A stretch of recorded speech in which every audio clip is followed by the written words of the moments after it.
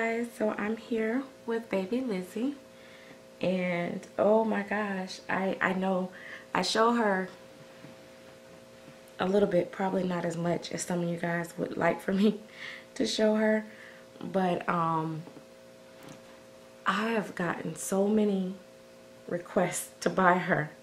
I'm sure it'll slow down as more of the biracial ones get out there on the market. But I know I hate to say, but I don't think this little one will be going anywhere. I don't know if I should call her that little, but I actually want to get the awake version, so I've been waiting for them to come out so that I can, you know, somebody might offer a second market, and I'm like, then so I'm trying to get myself in a position to where if one come available, I can get it. I already missed out on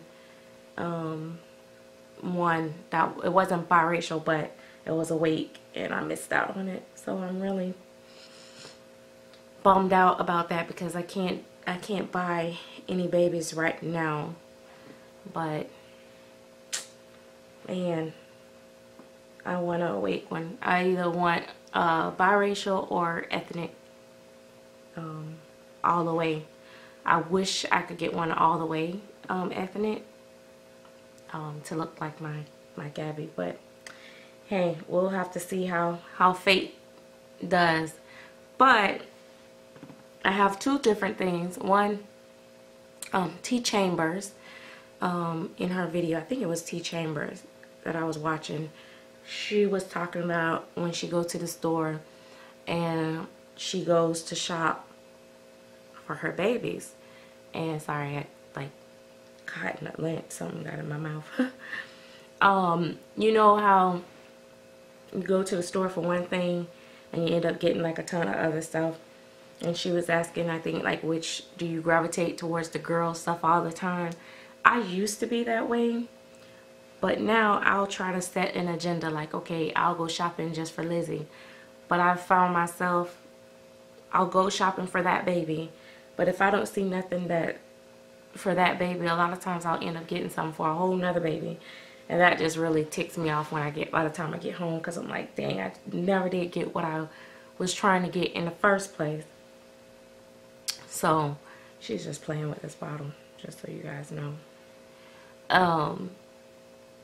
But yeah, so yeah, I know exactly what you mean by that, but I've gotten a lot better. There's been times I had to tell myself, like, okay, self, you did not come in here for justice, you came in here for Lizzie, and they don't have anything, so let's go. And I'll literally be telling myself that, like, almost out loud, just to get away. But one other thing that I want to talk to you guys about, and this is, like, to me, kind of a deep and personal thing about my collecting that I discovered just recently. And this may be why I've kind of slowed down a little bit. This year I had to go over my financial information and stuff like that, and I had to really look at what I spend in my hobby, and you know, and I never had to really sit down and look at it all. And I sat down and I looked, and this is just adding up big numbers, okay? Not adding up the little things here and there, or the dolls that, you know, the one-offs that might have been like only 500, something like that, or whatever. And I realized, guys, oh my gosh, how much I've spent in 2 years in this hobby. I've spent in dolls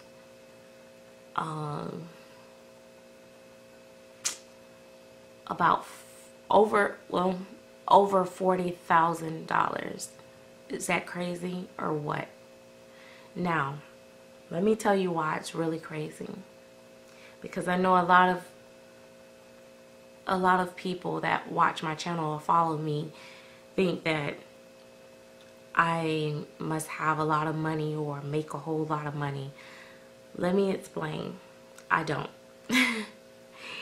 And I know that with that amount, there has been, you know, some buying, some selling. So even though that's the number, a lot of that's been back and forth. So it doesn't really say that's what came out of my pocket. But just to know that that's type of money have circulated through my hands, okay, for my hobby. Now, I'll call these babies all day long until we go to talking about the money part. And when we start talking about the money part, they become dolls. And I'm just like, oh my God, I spent all that just on dolls. It don't be about art no more. It don't be about nothing. It be about my bank account when it comes down to the money part. So that alone has made me slow down. I really got sick for a couple of days. It kind of, it's like, oh my gosh. And I can imagine these ladies that got a lot of money. It's a lot of rich collectors or well-off collectors or very comfortable collectors, however you want to place it, that that's probably like a laugh to them, because that's probably only like 2 of their dolls, you know, or 3 of their dolls, you know. Especially those that collect the Romy dolls. I'm sure that's nothing to them. But for me, on the income that I have with 5 kids, that's a lot. And I was like, but what I realized is that I've been through a lot in my life, and I was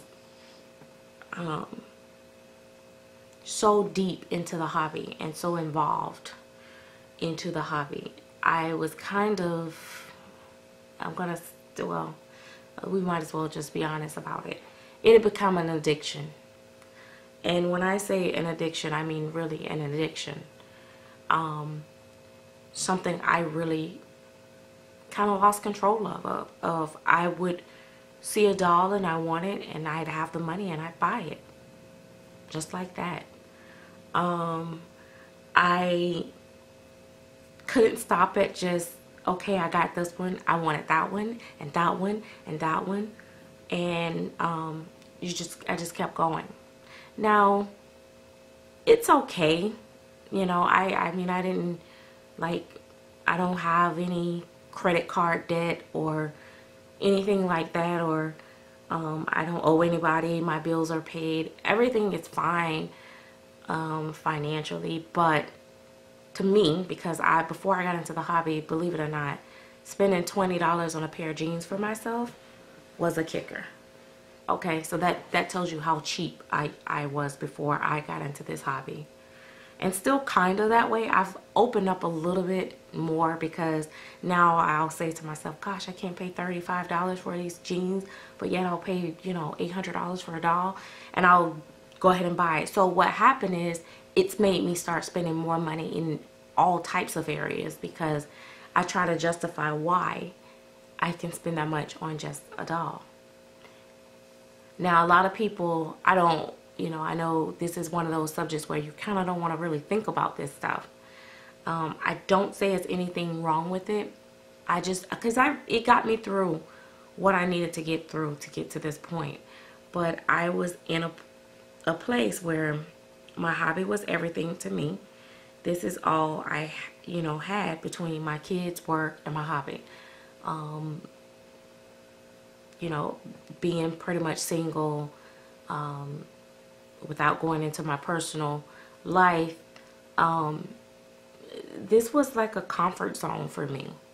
So now that I'm getting more content in other areas, this is still a comfort zone for me. Don't get that twisted. I am still a doll collector, and I'm still gonna buy, and probably buy when I shouldn't. But like right now, if I could find a way to get an awake baby of this version of this doll right here, I would get it in silicone. But what I'm saying is I became more cautious of how I'm spending and why I'm spending. So I'm really, and I've talked about this plenty of times off and on, I believe in having a nice balance in life. Too much of anything is never good. It's like women that put everything into the man, and they give him everything, give him all of themselves, and they don't have nothing left for themselves, and everything is about that man. They don't take care of their children, they don't take care of themselves, they look like rag dolls. The man look like, you know, $1,000,000, and you catering to him and flipping out and all that and stuff. Well, that is doing too much. Just like every single thing, if everything I buy is for dolls, every time I go to the store, it was for doll clothes or doll shoes or doll diapers or doll furniture, and everything I look at was about the dolls, and even I couldn't even look at real babies without thinking about the dolls. That was too much. So now I'm finding a happy balance. I'll still spend top dollar for a doll that I really like. I've even bought dolls above market price just because I wanted it. I'll still do that, but I'm not gonna just buy impulsive anymore like I used to. This video is about to cut off, so we will have to continue this in 2 parts. So I'm gonna go ahead and end it here just so you guys can not show her up close for you guys. I changed her hair and made it just curly all over. So anyway, see you guys later. Don't forget to subscribe, like, and comment below, and there will be more of this discussion.